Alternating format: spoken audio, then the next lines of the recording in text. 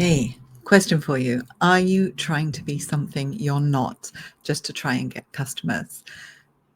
I'm going to tell you now, this is usually going to backfire on you. So we're going to talk today about how to be authentic around who you are, to get clients, and how to build your personal brand by being authentic and not trying to be someone that you are not, right? That's what we're talking about today. So don't try to be what you are not.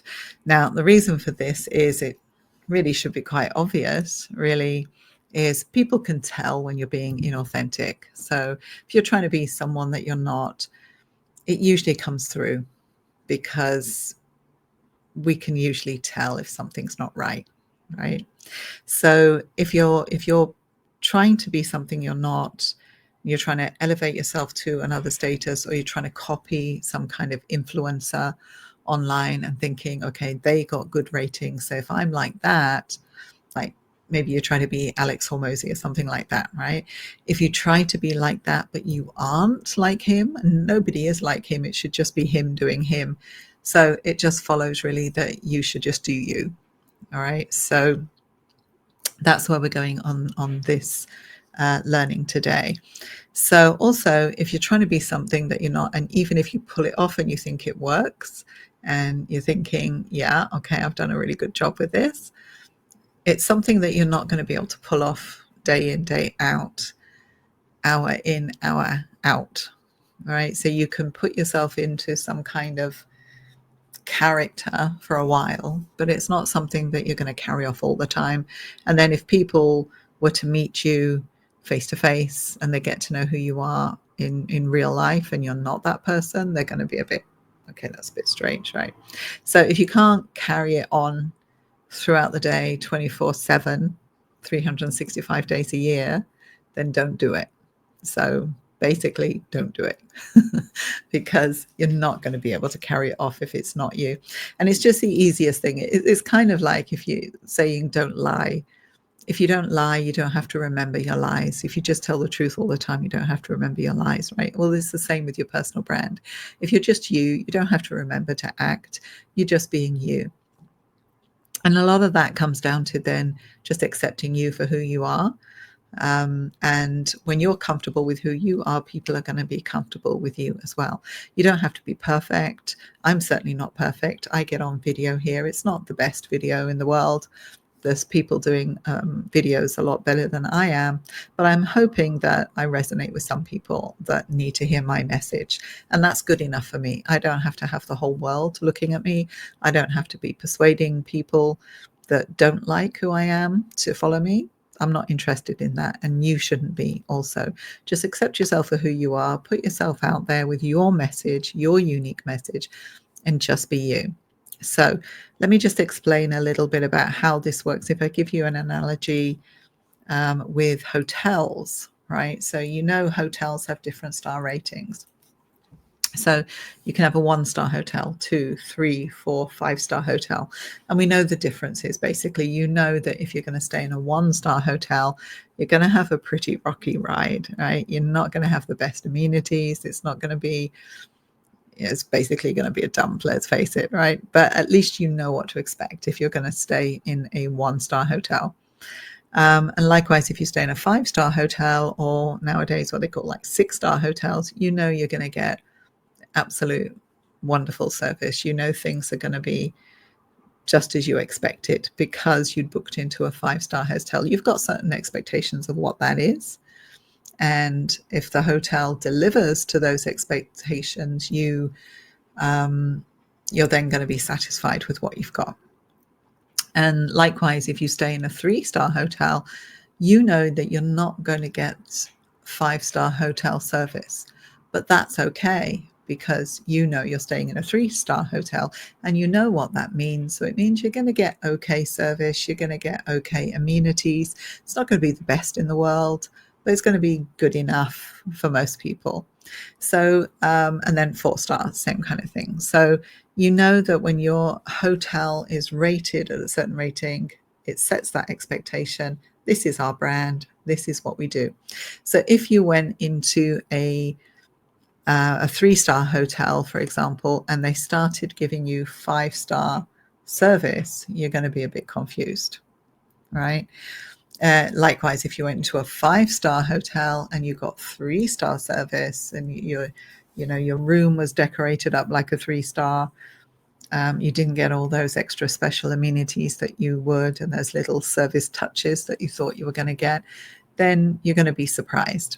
So knowing what your brand is and putting your message out there, this is me, this is what you're going to get. I'm this star, right? I'm a 3-star person, and that's what you're going to get. Then that's fine. If you're a 3-star person, there's no shame in that. Just be that way and have your clients deal with you that way. Another analogy I can give you is, many years ago now, I went into a Starbucks at the time when they were still, they've kind of gone a little bit clinical. I know in Asia and in Singapore anyway, they're a little bit clinical now. They're not the same kind of brand they used to be, where the comfy, easy chairs, sit there all day, read books that they provide you, all that kind of stuff. That kind of has gone in a lot of the places here now. I don't know if it's the same around the world. But at one time I was in a Starbucks. I walked into a Starbucks that I'd never been in before in Singapore. And I went up to the counter and I started to to order my order. And because I've been in Starbucks all the time, and Starbucks service is the same across the board, right? You're going to get the same type of service from the person behind the counter. They're going to say the same things. They're going to ask your name. They're going to engage you in chat. They're going to be chatty with you. And you come to expect that because that's Starbucks. That's what you get in Starbucks. So one day I was in there and I put my order in. The guy behind the counter was on his own. There was nobody else there. It was just him. And which in itself is unusual because you'd see more people behind the counter. But anyway, he was there on his own just for that second that I walked in. And I gave him my order and he didn't engage me in conversation. He just went straight to making the drink. And I kind of then looked around, just to check, am I in? And I really actually thought, am I in Starbucks?